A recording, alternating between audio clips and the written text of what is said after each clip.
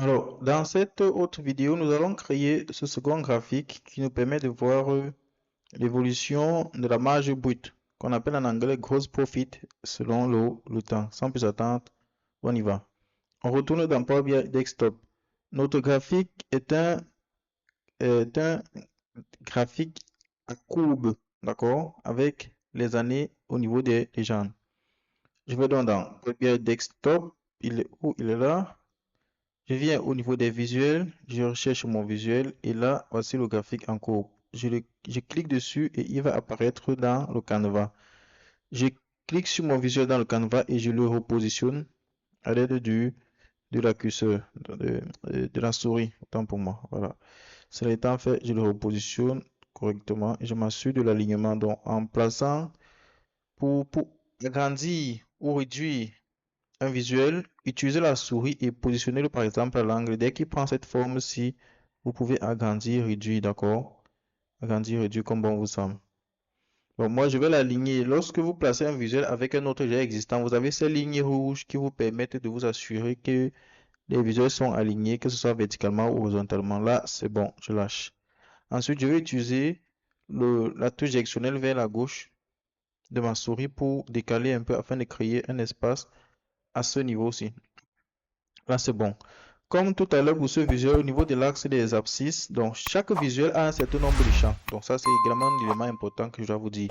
Chaque visuel a un nombre de champs. Si j'ai pris ce visuel-ci, il a les mêmes champs que celui-ci. Vous avez un axe des abscisses, X, axe des ordonnées, Y, un axe secondaire, Y, une légende, des petits multiples et des infobules.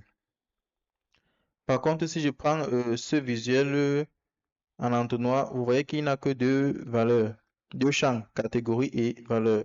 Si vous prenez cet autre visuel, carte, il n'a qu'une seule valeur. Si vous prenez ce visuel table, il a une infinité de colonnes, donc on peut y mettre plusieurs colonnes. Si vous prenez des matrices, il y a les valeurs, les colonnes comme les champs qu'on veut mettre au niveau des lignes, les champs qu'on va mettre au niveau des colonnes et les champs qu'on va mettre au niveau des valeurs.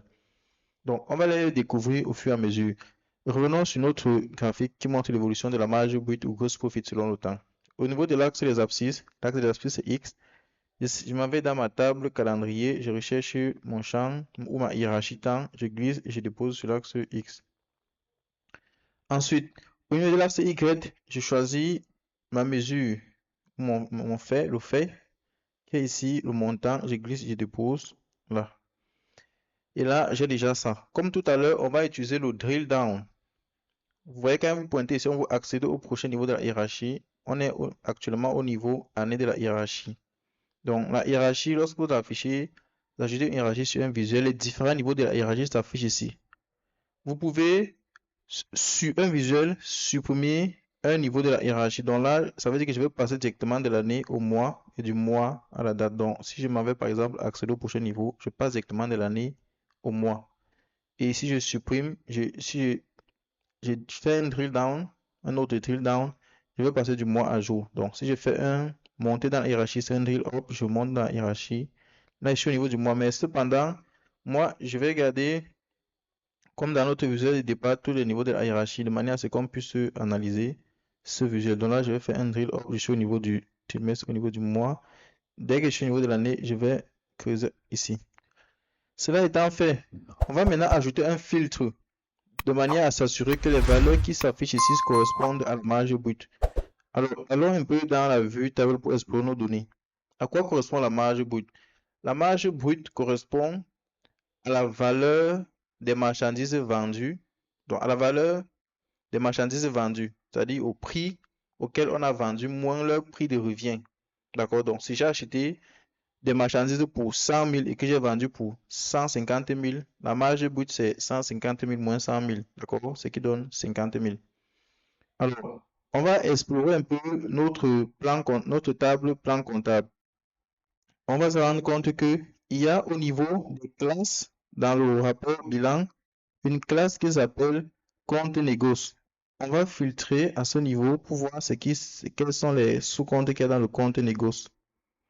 Et ça nous permet de voir que dans le compte négoce, on a le coût des ventes et on a les ventes. Ça veut dire que à chaque fois qu'une vente est réalisée, on inscrit son coût, c'est-à-dire le prix auquel la vente, le prix dont la vente a coûté à l'entreprise. prix d'achat plus éventuellement les charges telles que les transports et livraisons et autres. Et on a également la vente.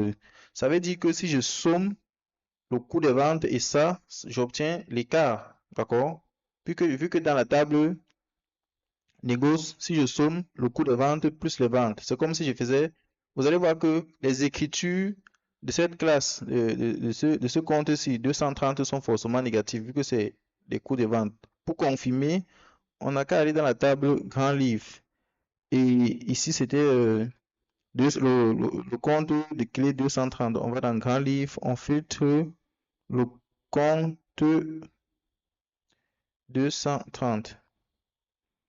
Je valide et vous voyez effectivement que les valeurs de ce compte ne sont que négatives. C'est parce que lorsqu'on a vendu une marchandise, on ne l'a plus, donc il faut passer une écriture pour la faire sortir de notre système. Et lorsqu'on a vendu, si vous regardez les ventes, par contre, si vous regardez les ventes, il y a les retours sur les ventes. Bon, si on regarde les ventes sont dans le compte 210. Donc, si on regarde les ventes, 210, on filtre là, vous verrez que les ventes sont des valeurs positives. D'accord? Par contre, les retours, donc, les retours, pour ceux qui se posent la question, les retours, ceci, retour suivant, donc c'est forcément des retours. Comme vous pouvez vendre une marchandise, le client retourne, donc normalement, c'est des valeurs négatives, c'est des valeurs, je crois que c'est 220. Tac, tac, tac, on tape, c'est déjà là, 220. Dans les retours, voilà, les retours, c'est 220. Donc, à partir de ce moment-là, qu'est-ce qu'on va faire pour filtrer les ventes? Nous allons simplement ajouter, filtrer notre visuel au niveau de la classe et utiliser le compte négoce. Vous pouvez aussi filtrer au niveau de la sous-classe, mais filtrer les deux sous-classes, coût de vente et vente. D'accord? Donc, on va filtrer au niveau de la classe. Donc, je reviens dans la vue rapport. Je sélectionne mon visuel. Je m'en vais bien au niveau des filtres sur ce visuel. Les filtres sur ce visuel vont jusqu'à ce niveau. Après, il y a les filtres sur la page et les filtres sur toutes les pages. On en reviendra sur ces deux filtres ici dans la suite. Donc, pour le moment, on utilise les filtres sur ce visuel. Ces filtres s'appliquent uniquement sur le visuel sélectionné. Mon visuel étant sélectionné, je m'en vais au niveau du plan comptable. J'ai au niveau de la classe, je glisse, je dépose à ce niveau, j'ajoute ce champ et je vais cocher compte de négoce. D'accord? Et là, j'ai déjà l'évolution de mon chiffre d'affaires par mois. Maintenant, qu'est-ce que je dois faire? Je dois ajouter la légende. Donc, je viens dans la légende, c'est l'année. Je viens dans calendrier, je prends l'année, je glisse et je viens mettre au niveau de légende. Là, j'ai la légende. Donc, on va arrêter dans cette vidéo et dans la prochaine vidéo, on va mettre en forme ce visuel. Nous voici arrivés à la fin de cette vidéo et j'espère sincèrement qu'elle vous a aidé à progresser. N'oubliez pas, chaque petit pas compte. Si elle vous a aidé ou inspiré, prenez une seconde pour la liker. Cela nous aide à toucher encore plus de monde et à grandir. Si vous avez des questions, laissez-les en commentaire. Abonnez-vous à Sana Analytics et activez la cloche de notification afin de ne manquer aucune de nos prochaines aventures.